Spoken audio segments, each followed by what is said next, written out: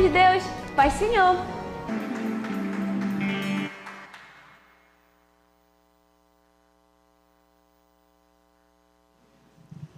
Tome assento. Boa noite, você que está em casa nos vendo, ou a qualquer hora do dia, nas redes sociais. Nós somos a Igreja Primeiro Amor, somos uma igreja estabelecida aqui em Belém do Pará, na Avenida José Bonifácio, num endereço muito fácil de ser encontrado, entre Magalhães Barata e Gentil Bittencourt.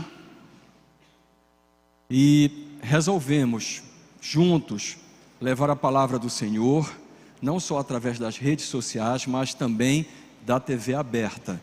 E estamos fazendo isso todos os dias, e também sábado e domingo, com transmissões ao vivo, já há mais de um ano, tanto da nossa escola bíblica, às 9 horas da manhã, quanto o do culto ao Senhor, ao nosso Deus, às 19 horas.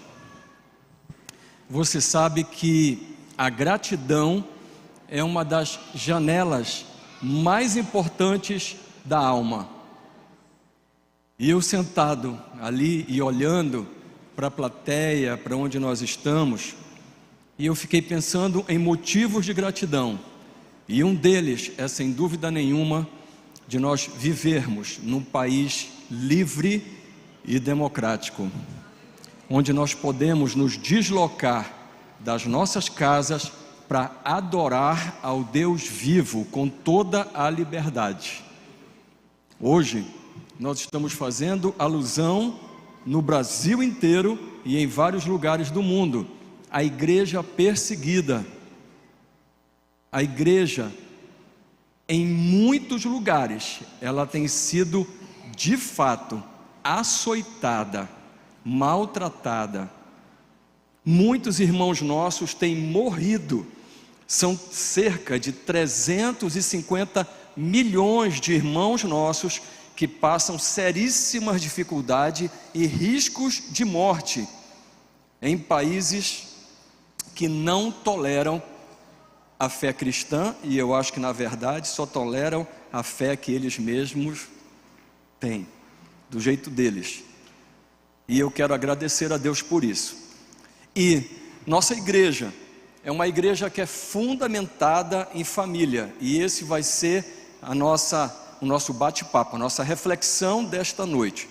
Logo, aqui você presente e você em casa, eu quero me desculpar, porque hoje no nosso país, apesar da liberdade que nós temos, mas às vezes, não que seja o meu caso, mas as pessoas inteligentes, elas têm que continuamente pedir desculpas a pessoas incautas, porque se determinou, inclusive através do pagamento da mídia, determinadas ações que são divergentes, contrárias, opostas àquilo que nós cremos e àquilo que nós vivemos, que é anterior a qualquer legislação, que é a palavra de Deus. Então, às vezes, a gente, quando vai falar, por exemplo, de família, apesar da nossa Constituição respaldar o Código Civil, respaldar tudo aquilo que nós vamos falar de família, sem dúvida nenhuma, mas para muitos isso pode ser até de uma forma maldosa, encarada com um discurso de ódio. Chegamos ao ponto de, apesar da liberdade que nós temos, estarmos comprometidos em vários momentos, em vários pontos. E essa é uma boa reflexão para fazermos, principalmente nós como cristãos, como sal e luz da terra. E eu me lembrei que este mês, depois você vai ver, no dia 27, nós vamos ter uma programação que é muito interessante, que trata sobre a importância das eleições. E nós vamos debater um pouco isso com o professor Dr. Alex Fiuza de Mello, que é uma das mentes mais privilegiadas desse estado, ex-reitor da nossa Universidade Federal, um homem bastante interessante, que já esteve conosco aqui algumas vezes, e você que é da academia, ou não, te convido para que você esteja aqui e que a gente possa debater. Se na universidade hoje, em alguns momentos, é restrita a pluralidade de ideias e o debate, eu quero dizer para você que na igreja não é. Apesar de nós termos as nossas convicções, somos abertos sim ao debate e à pluralidade das ideias. Sem mais delongas, eu convido a você a abrir a sua Bíblia ou acompanhar comigo a leitura que nós faremos no Salmo 127. São só 5 versículos, mas são bastante interessantes, e esses versículos vão nortear a nossa reflexão esta noite sobre família, na ótica bíblica, na ótica de Deus, já feita as desculpas para quem pensa e vive de modo diferente, mas é a família bíblica, projeto de Deus. Diz assim a palavra do Senhor: se o Senhor não edificar a casa, em vão trabalham os que a edificam.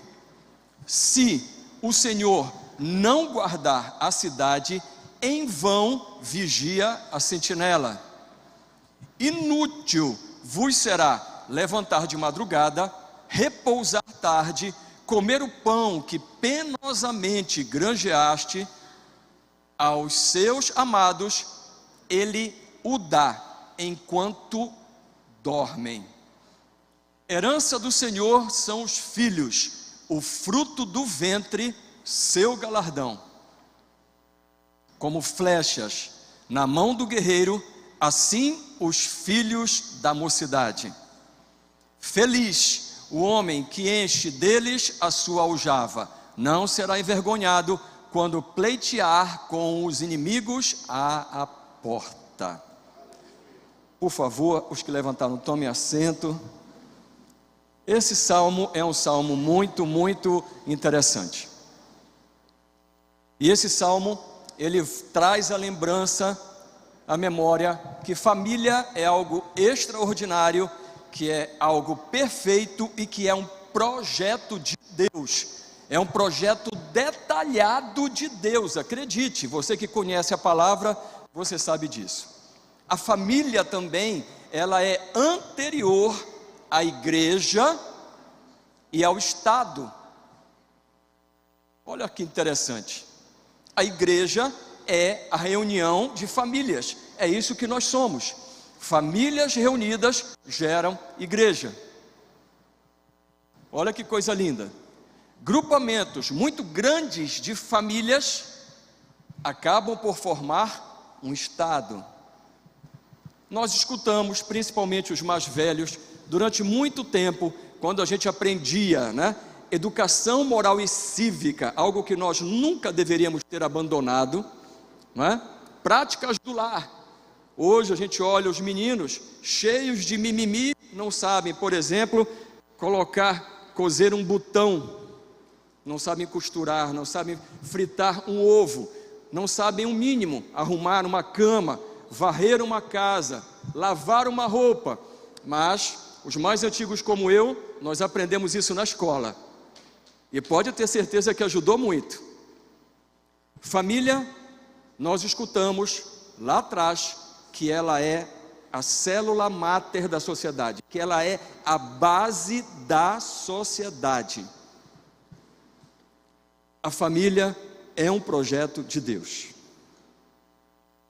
Quando nós entendemos essas coisas, quando nós percebemos que há algo específico para a família, que é diferente do ajuntamento entre 2 ou mais pessoas de sexos iguais ou diferentes, ou hoje, como quer se passar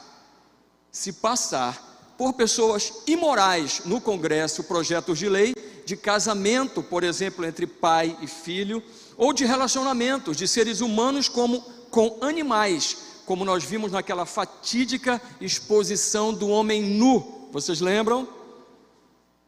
Que pais desavisados, ignorantes, sem noção do que seja educação ou temor de Deus, como nós as temos e o temos, levavam os seus filhos para tocar no homem adulto nu.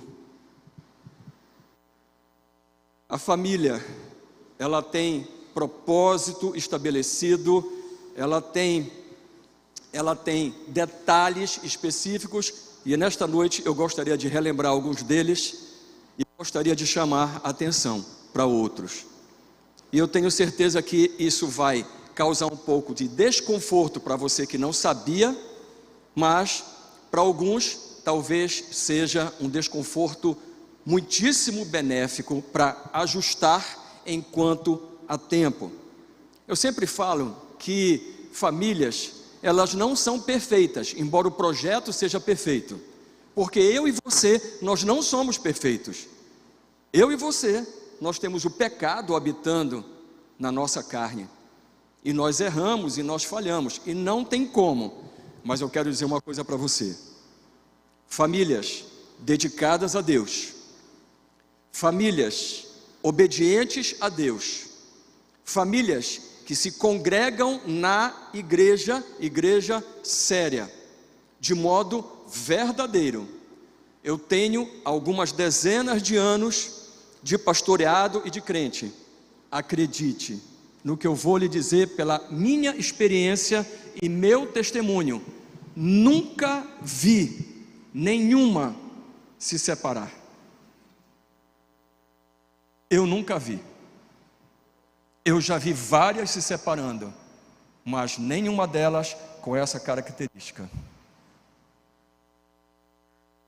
Quando nós tememos a Deus, quando nós colocamos a Deus verdadeiramente em primeiro lugar, as coisas se ajustam, apesar de mim e de você.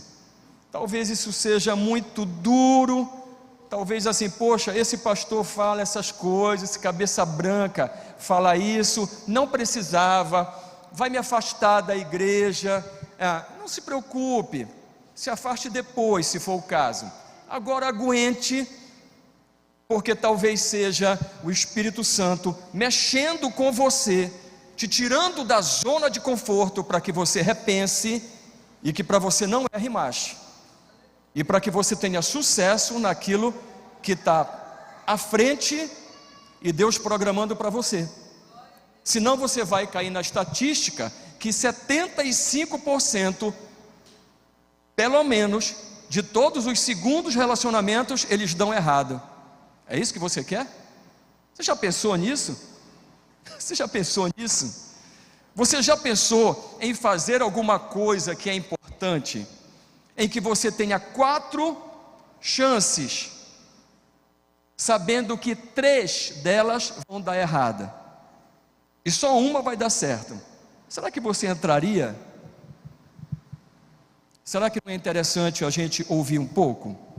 No fundo de tudo isso, Mateus capítulo 6, verso 33, ele fala do segredo da felicidade dos cristãos, daqueles que temem a Deus. Eu e você, nós tememos a Deus, e a palavra de Deus, ela é muito clara. Ela diz assim: buscai em primeiro lugar o seu reino, o reino de Deus e a sua justiça, aquilo que é verdadeiro, aquilo que é para ser obedecido, não só lido, entendido, mas precisa ser obedecido, praticado, justo, e todas as coisas serão acrescentadas. Eu nunca esqueço desse versículo, porque ele norteia a minha vida. Eu sei que eu não sou grande coisa, talvez você pense, alguns raros pensem como eu penso, se conhecendo, e diz assim: não sou grande coisa, eu tenho problemas, eu tenho problema, uma carne forte, talvez um gênio forte, talvez um modo de agir, não é? Uma herança genética. Mas quando eu olho para isso, eu digo: eu tenho certeza que eu sei como me conduzir, eu sei quando parar, eu sei quando pedir perdão, eu sei quando mudar a rota. E isso acontece verdadeiramente quando eu percebo que eu estou saindo da direção de Deus, e eu imediatamente paro, reflito, peço perdão, me arrependo, mesmo que eu não goste, e eu coloque Deus em primeiro lugar. Qual é a tua vontade, Senhor? A tua vontade é essa. E geralmente eu me contrario, porque a vontade de Deus é contrária à minha, mas eu obedeço a Deus, e por obedecer a Deus, todas as coisas, todas, acredite, elas vão rumando para que Deus supra todas as tuas necessidades, e tudo te vai bem. Romanos capítulo 8, verso 28, ele fala sobre isso. Ele diz que todas as coisas cooperam para o bem daqueles que amam a Deus, daqueles que são chamados segundo o seu propósito. Eu tenho certeza que você foi chamada, que você foi chamado segundo o propósito de Deus. Eu tenho certeza. Eu fui chamado. E quando eu fui chamado, e eu tenho essa certeza, porque é só olhar em casa. Eu acho que você também tem um espelho. E eu acho que também você pode fazer um espelho da tua alma, olhar o teu caráter, o teu coração e falar assim: quando, quem, como o Felipe vai estar aqui falando isso, sendo pastor de igreja? Como é que é? Não, mas eu entendi e eu sei que todas as coisas cooperam para o bem daqueles que amam a Deus, e aqueles que amam a Deus são aqueles que o obedecem.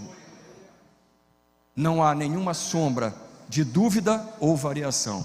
O Salmo 127, capítulo 2, nós já lemos, mas eu quero só lembrar uma coisa, que é tão importante, esse negócio de todas as coisas cooperarem para o bem daqueles que amam a Deus, porque ele está falando, traduzindo a linguagem para hoje, está falando sobre o workaholic. São os aficionados por trabalho. Trabalham muito, não tem tempo de nada. Eu não posso aqui, eu não posso nesse dia, eu não posso nessa semana, eu não posso nessa quinzena, eu não posso nesse mês. Nossa, eu sou muito ocupado, eu trabalho demais, eu preciso trabalhar, eu preciso ganhar dinheiro. Essa é a tua concepção, e ela vai arrebentar a tua vida. Essa concepção é como se você batesse um cronômetro e aí estivesse contando, e eu e você, a gente não sabe exatamente, mas ela vai acabar com a tua vida. Mas olha o que fala a palavra de Deus para você, que foi chamado pelo propósito dele. Não adianta nada tu levantares de madrugada, ires até tarde da noite, olha a palavra, comer o pão que penosamente, com muito esforço, tu estás granjeando, tu estás plantando, tu estás trabalhando. Como é que é?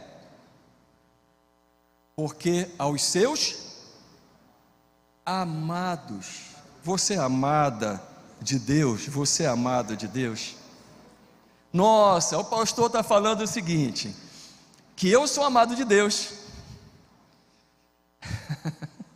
que eu sou amada de Deus, e aí eu quero te dizer que essa afirmação, esse pensamento seu, pode transformar numa afirmação que é perfeitamente correta.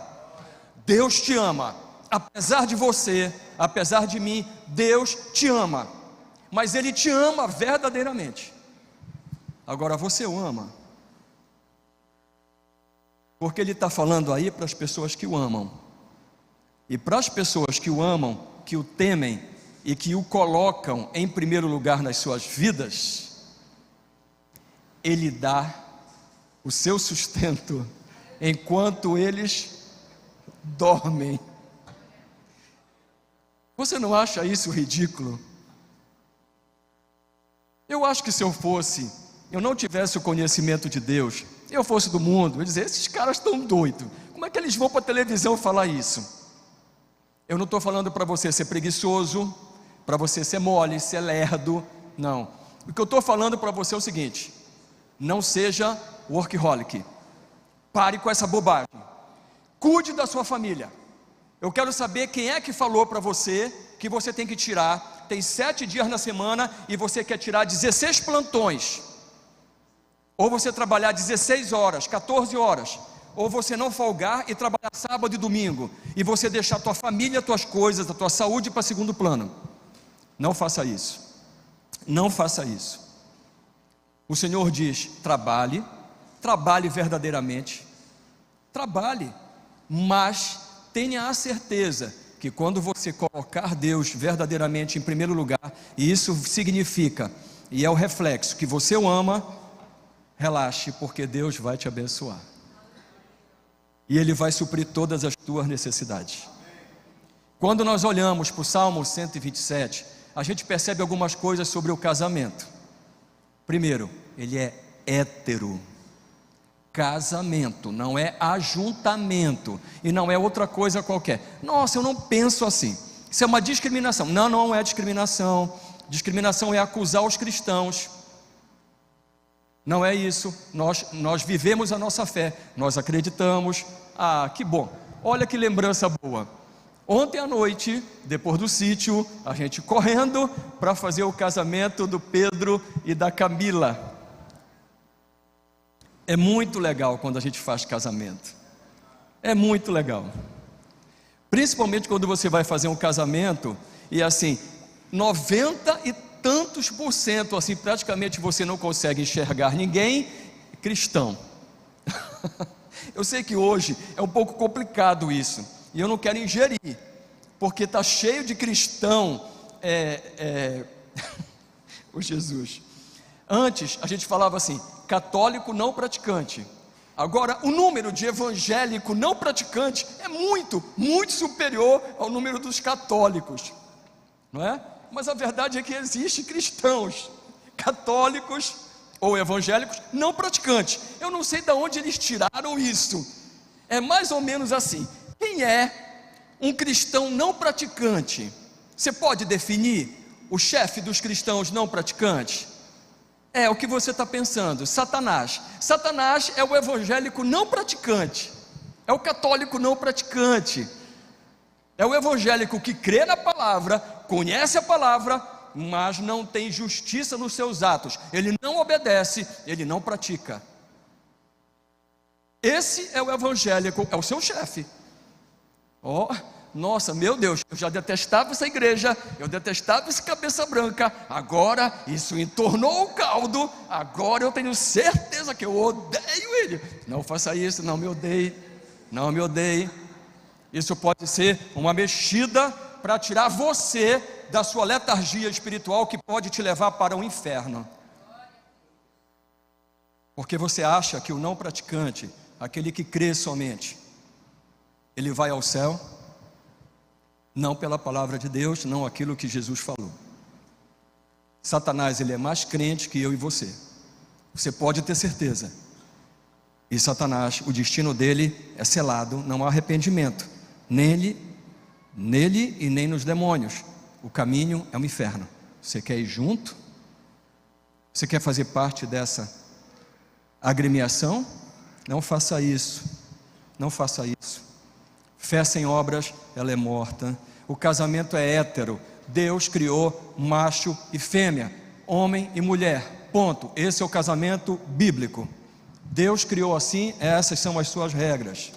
O casamento vai até o momento que nós temos vida aqui nesta terra. Enquanto nós vivermos, o casamento dura. O casamento não se desfaz. Uau, meu Deus, pastor, 50% da igreja vai sair. Não, desta não. 50% da igreja vai parar de separar e vai consertar a sua vida e vai viver um casamento segundo os parâmetros de Deus e vai ser feliz. Não vai viver obrigado não, vai ser feliz. É assim que acontece.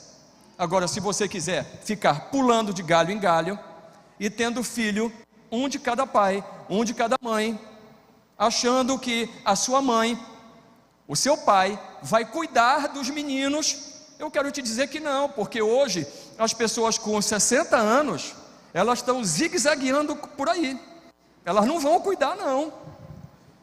Elas não vão, não. Quem cuida dos meninos é o pessoal cristão que teve aquele ensinamento, né? Que teve aquela educação, as referências, né? A maior parte aqui não teve, pessoal. Foi criado por novela, foi criado por babá. Você pensa que os avós vão cuidar e vão assumir essa responsabilidade? Não vai ser assim. O casamento é até o fim da vida aqui na terra. O casamento é uma nova família. Você tem que separar do seu pai e da sua mãe.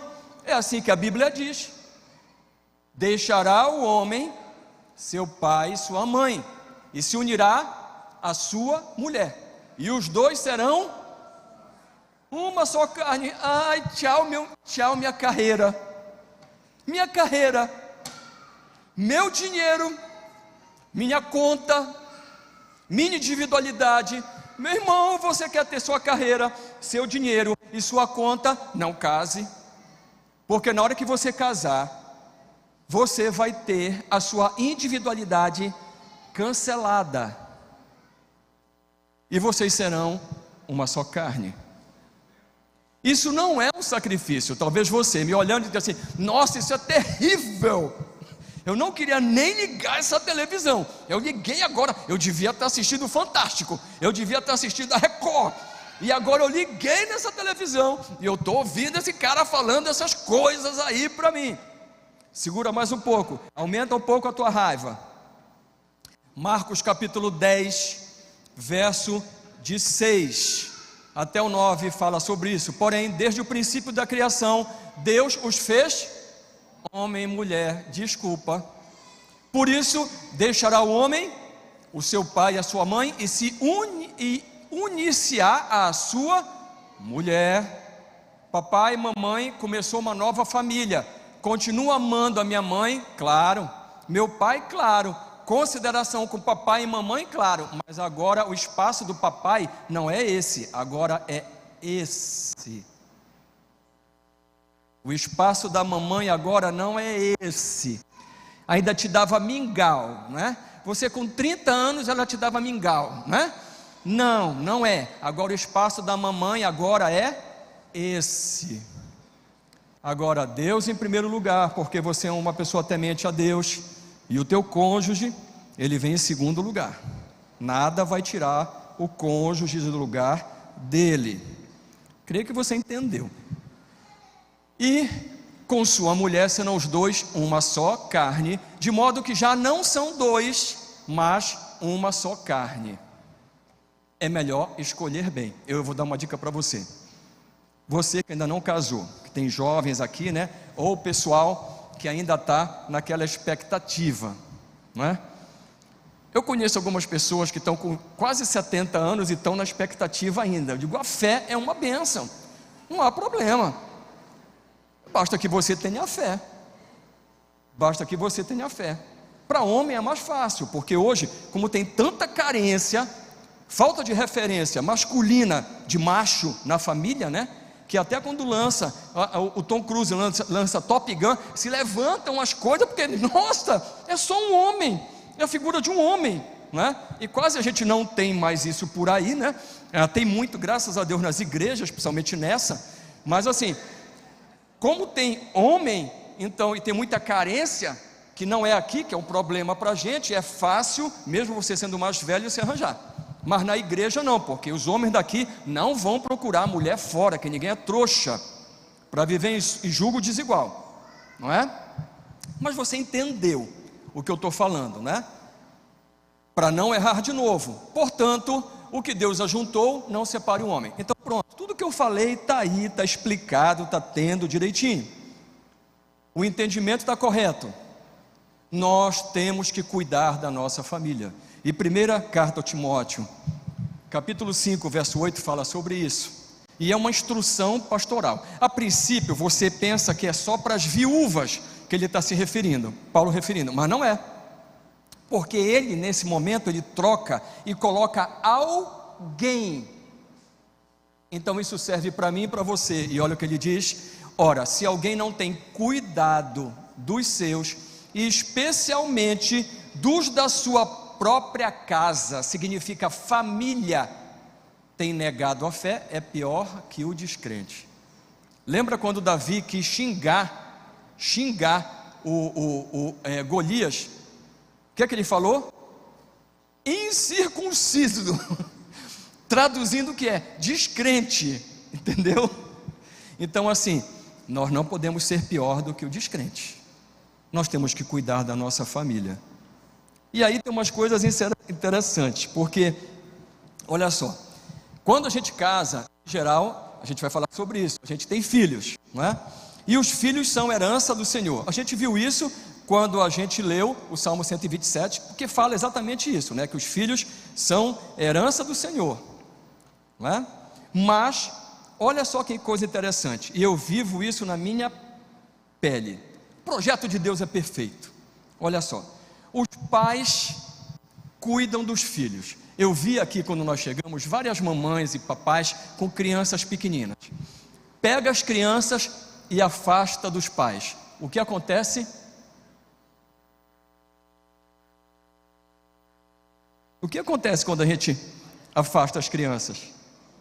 Os filhos caem no berreiro para ficarem com os pais, não é? É só você tirar.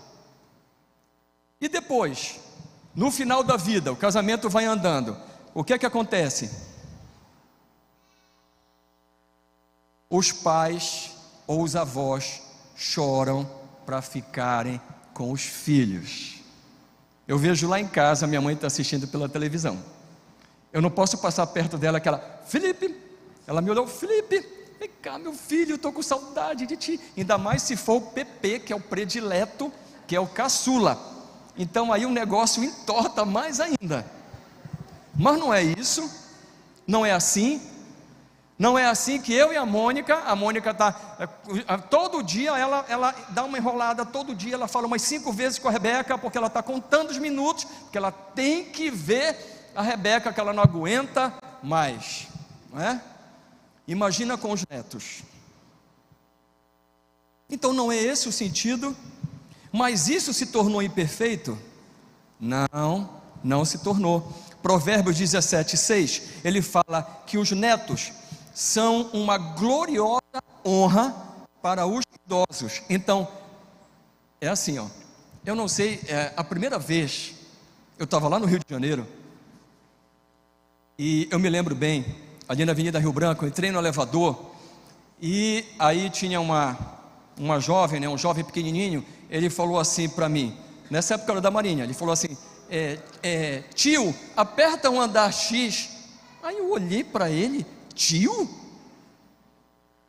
A primeira vez que alguém me chamou de tio, inesquecível, guardei até hoje.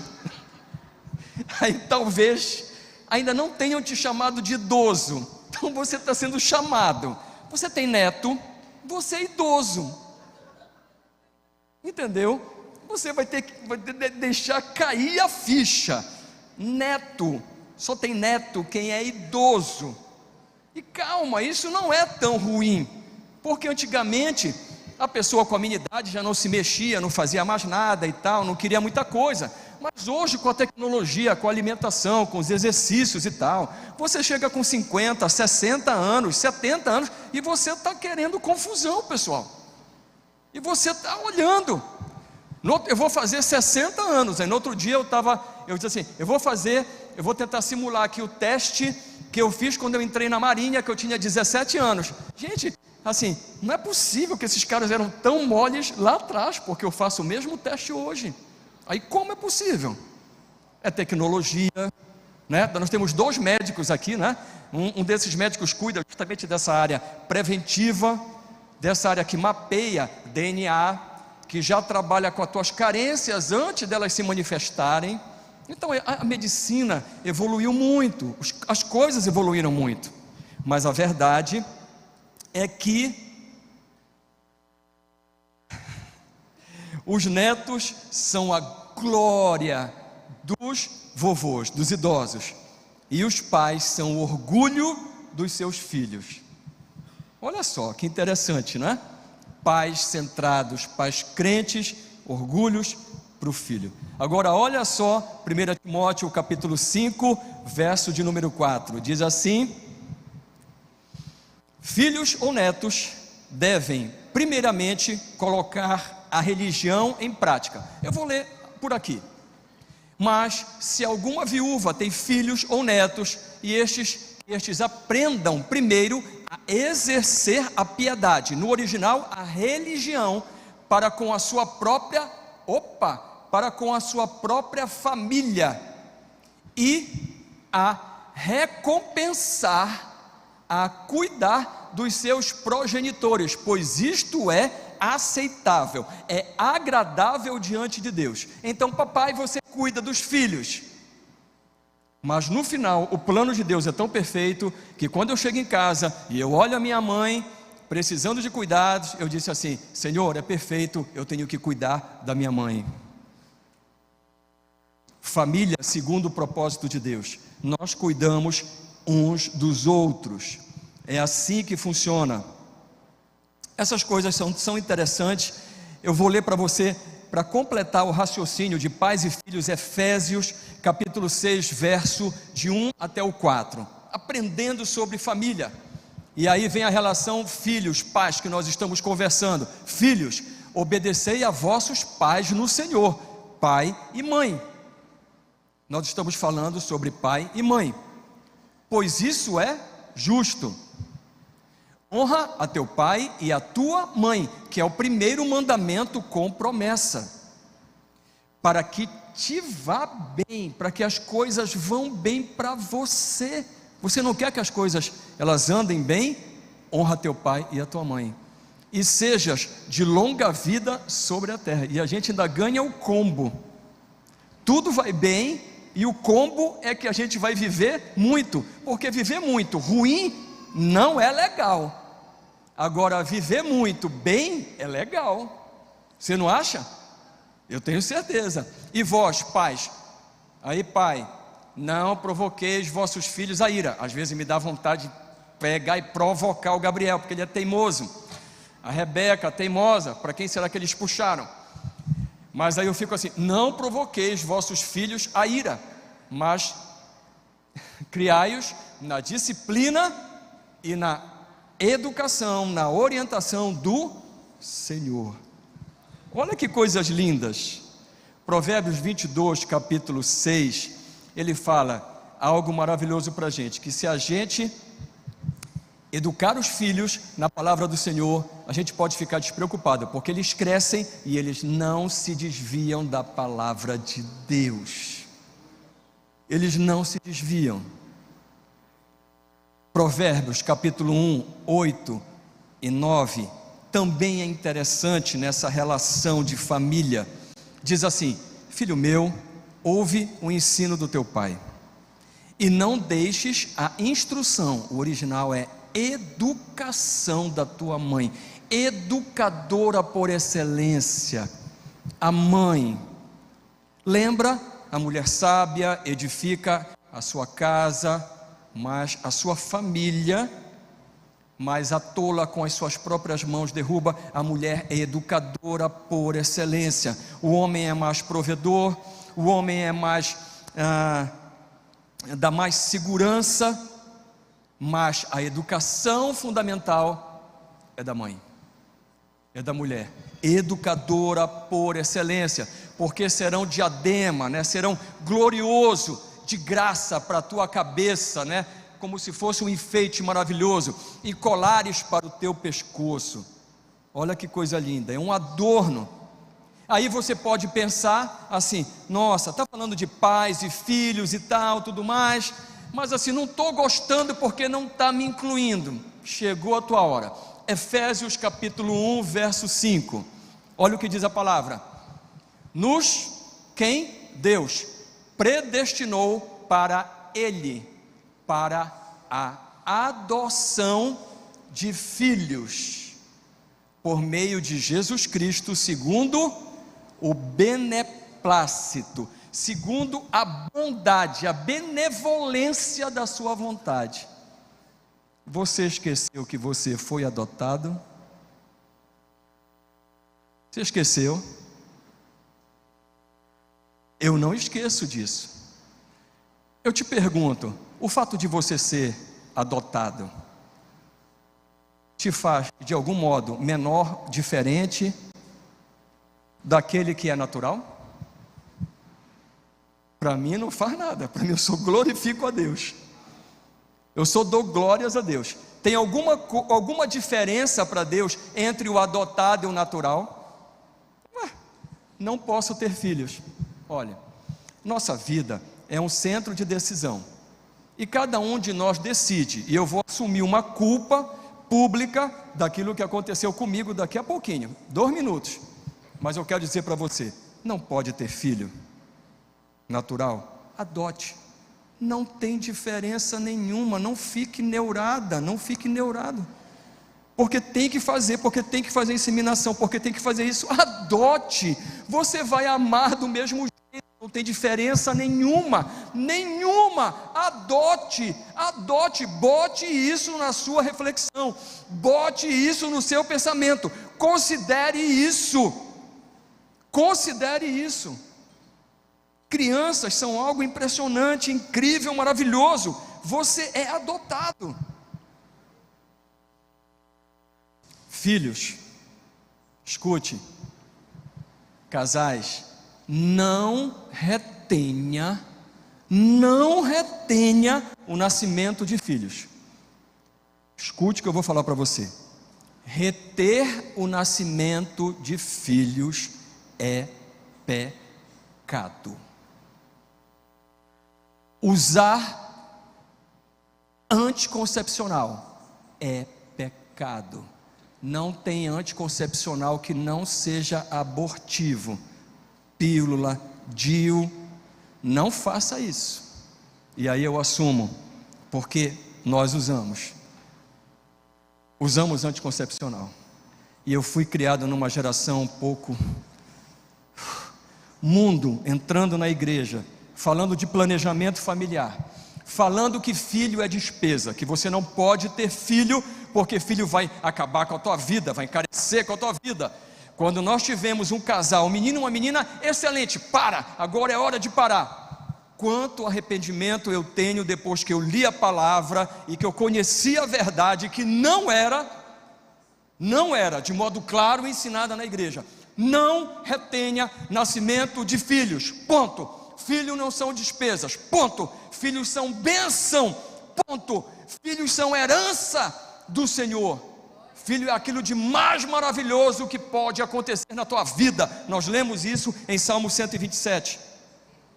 Aí você diz assim: uau, o pastor está falando tudo ao contrário. Agora que esses caras são doidos mesmo, eu vou desligar esse negócio, não vou mais ouvir. Aí você fala assim: ele diz que não é para planejar nada. Opa, peraí, calma lá. Salmos capítulo 37, verso de número 25. Perdão, vamos antes para Provérbios capítulo 24, verso de número 27, que é exatamente o que eu estou querendo explicar. Depois eu dou a cajadada final em Salmos 37, 25. Então vamos lá, Provérbios 24, verso 27. Olha o que diz. Oh Jesus, maravilhoso. Cuida dos teus negócios lá fora, apronta a lavoura no campo, e depois edifica a tua família. Deus fala sobre planejamento. O que é que ele diz? Simples. 1. Forma a tua lavoura, vai trabalhar.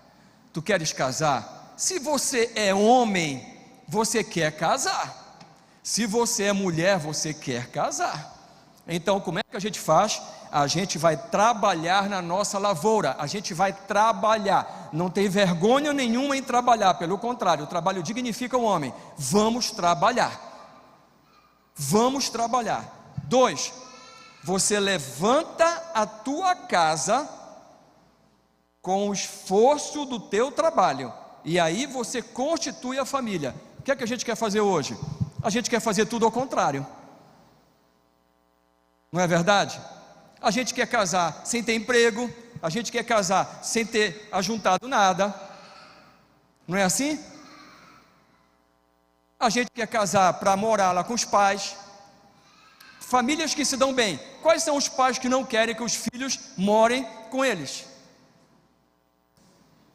Todos queremos, mas a gente precisa entender que não é isso.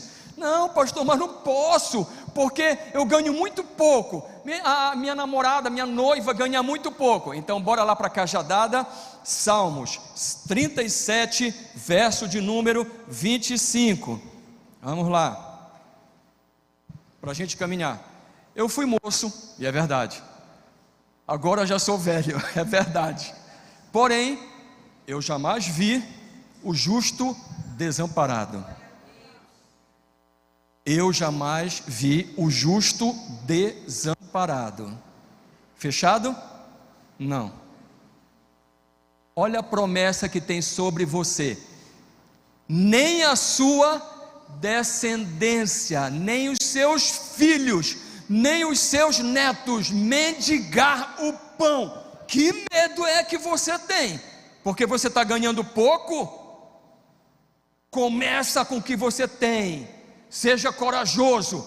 Para com essa enrolação. Você a ama? Tem certeza que ela é a pessoa para você? Você tem certeza que ele é a pessoa para você? Ou você está namorando com a mulher de outro? Você está namorando com o homem de outro? Porque se você está namorando e não tem certeza que você vai casar com o cara, tu está fazendo o que namorando com ele?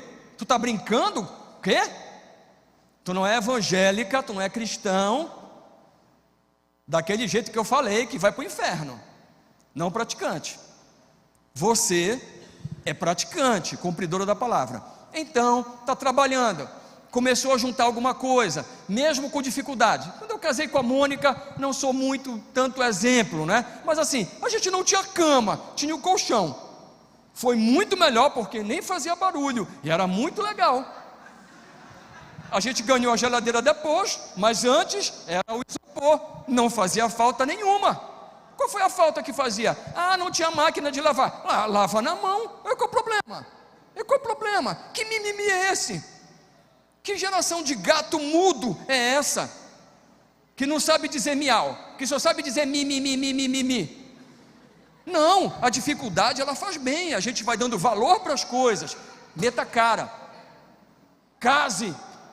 Ora, se você sabe que ele é o homem da tua vida, e você sabe disso, ela é a mulher da tua vida, ora, aqui para nós, eu não consigo entender muito essa geração. Se eu estou com uma pessoa que eu a amo, e eu sei que ela é a mulher que Deus me deu, eu vou ficar fazendo o quê? Postergando? Eu vou ficar enrolando?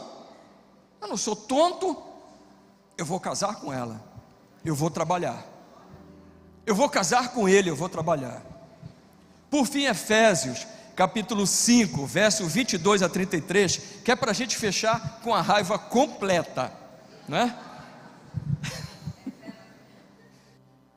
Vamos lá sobre o relacionamento de homens e mulheres muito rápido, né?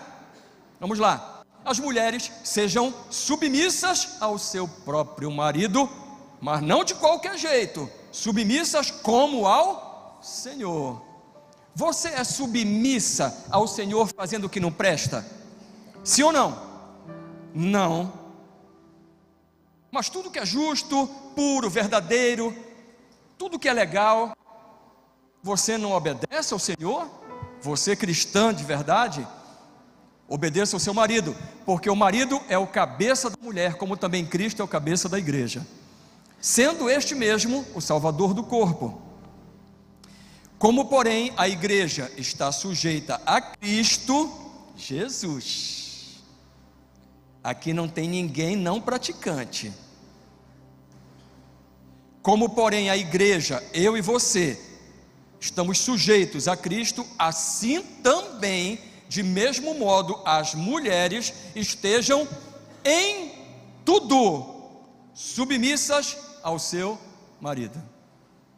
Uau, isso é feminismo puro. Nunca mais assisto. Calma, dá mais uma chance. Maridos, chegou a nossa vez.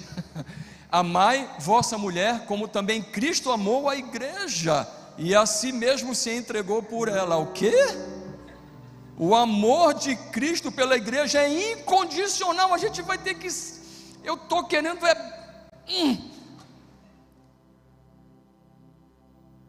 O homem, às vezes, cristão, ele não tem vontade de se separar da mulher, mas ele tem vontade de matar. Aí ele tem. Vou falar, estou confessando, perdão, Senhor, perdão, mas que tem. Amar a mulher como Cristo amou a igreja. Jesus, isso é muito forte, é sacrificial. Ele deu a vida, ele fez tudo. Meu Deus, ele era Deus, ele tomou forma de homem. Nossa, isso é muito forte. E ele fez isso para que a santificasse, tendo-a purificado por meio da lavagem de água pela palavra. Uau! Para apresentar a si mesmo igreja, gloriosa, sem mácula, nem ruga, nem coisa semelhante, porém santa e sem defeito. Está comparando a igreja, para a gente se posicionar enquanto marido e esposa. Assim também os maridos devem amar a sua mulher como ao próprio corpo. Quem ama a esposa, a si mesmo se ama. Porque a ninguém jamais odiou a própria carne. Antes, ninguém odiou a própria carne. Antes, a alimenta e dela cuida, como também Cristo o faz com a igreja. Aí eu me lembrei quando a Mônica está com moleza, eu digo, vai para a academia. Não, Mônica, pode descer. Não, Mônica, tu já fizeste abdominal? Não, Mônica, tu está ficando barriguda. Não, Mônica, vai fazer abdominal. Não, Mônica, para de comer, tu vais ter que gastar. Tudo que está entrando vai ter que sair por algum lugar, e tu vais ter que gastar. Eu fiquei me lembrando assim, é verdade, eu me importo, esse versículo, né? Me importo com ela, para ela ficar bonita, né? Para ela ficar sempre em forma, né? Eu tenho certeza que outros também se importam, porque somos membros do seu corpo. Mas assim, terminando, a gente tem que terminar por causa do horário, não é? Homens e mulheres casados, 1 Coríntios capítulo 7, verso 5, diz algo que todos sabemos e que a gente não deve se abster um ao outro. Não se abstenha sexualmente da sua esposa, não se abstenha sexualmente do seu marido. O nome disso é pecado. Eu estou invocada e eu não quero mais saber e não tem mais conversa. Pecado. Você só pode se abster por um curto período de tempo, com os dois consentindo, estando de acordo, e para se dedicar à oração, à consagração. Fora isso, você não pode se abster. Eu estou com dor de cabeça.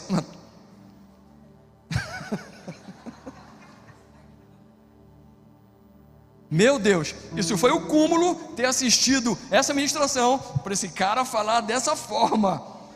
Eu quero te dizer que não, para gente cristão, que sabe o projeto de Deus, eu quero te dizer que não é sacrifício nenhum, se eu tiver com dor de cabeça, mal, com tudo que tu imagina, e a Mônica vier para cima de mim com tudo, eu quero dizer que eu não vou, de forma nenhuma, é assim, empurrar e eu vou resistir.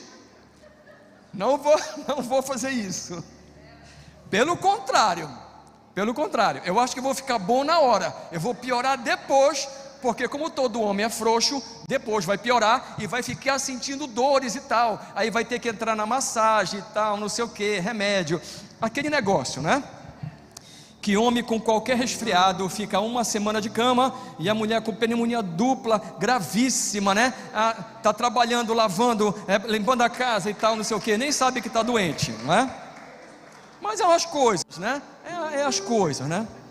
Mas por fim, deixa eu falar uma coisa para você. Se você tem dúvida da família de Deus, se você tem dúvida quem você é, eu quero te lembrar de uma decisão que marcou a minha vida, marcou a tua vida, marcou a vida de uma geração inteira, que botou o pé efetivamente na terra prometida, que está lá em Josué capítulo 24, verso de número 15. Josué vivia num contexto,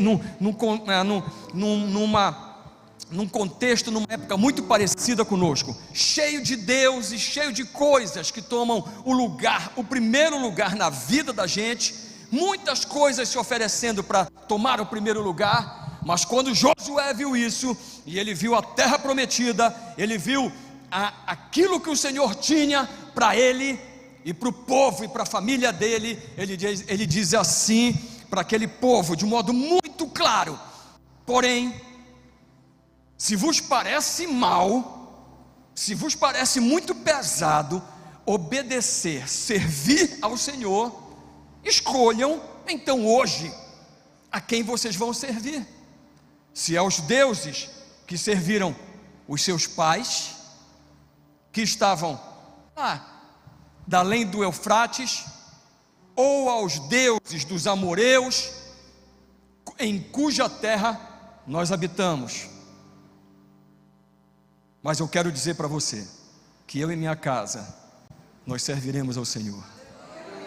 Pela fé, repita comigo: eu e minha casa serviremos ao Senhor. Eu e minha família serviremos ao Senhor. Aleluia. Pai, em nome de Jesus, que essas palavras sejam proféticas e que a gente possa de fato servir ao Senhor com a nossa família, que a gente veja os nossos filhos, os nossos netos, que nós possamos cuidar uns dos outros, que a nossa casa seja um pedacinho do céu, e que a gente jamais abandone, Senhor, a obediência a Ti e os Teus ensinamentos, que a gente possa atá-los ao nosso coração, e a gente possa viver a cada dia temendo a Ti, agradecidos do Deus maravilhoso que Tu és e por tudo que Tu nos dás. Oramos a Ti em nome de Jesus. Amém. Amém. Deus abençoe, queridos. É isso? E vamos curvar nossa cabeça e agradecer ao Senhor porque Ele tem falado, né? Em seguida a gente termina com louvor, agradecendo ao Senhor por tudo que Ele tem feito, pelo que Ele vai fazer e pelo muito que Ele fará. Amém? Curva a sua cabeça. Pai, muito obrigado. Te agradecemos, Senhor, por tantas coisas, Senhor, que Tu tens propiciado, Tu tens privilegiado o Teu povo, essa comunidade, Senhor. Mas acima de tudo a Tua palavra, Senhor, porque ela sempre permeia todas as nossas ações e ela vai permanecer, Senhor, como a Tua palavra diz, que ela permanecerá. Tudo vai passar, mas ela ficará. E nós queremos acompanhar, Pai. Nós queremos estar pautado nela sempre, Senhor. E que cada irmão e cada irmã que está aqui nesse presencial, mas você que nos ouve também, seja abençoado e tenha isso em mente, olhando para Jesus como autor e consumador da nossa fé, seguir em frente, dar os passos que precisamos para chegar até a Tua presença. Pai, muito obrigado por tudo, Senhor. Te agradecemos no santo e poderoso nome de Jesus. E você que crê, diga amém. Estenda suas mãos e que o amor de Deus, o nosso Pai, a graça do nosso Senhor e Salvador Jesus Cristo e as consolações do seu Santo Espírito esteja com você, meu irmão que está aqui, com você que está onde quer que você esteja, através das mídias sociais. Você que crê e recebe, diga amém. Boa semana e até qualquer hora, porque os cristãos se encontram em todos os lugares. Deus abençoe, querido. Uma boa semana.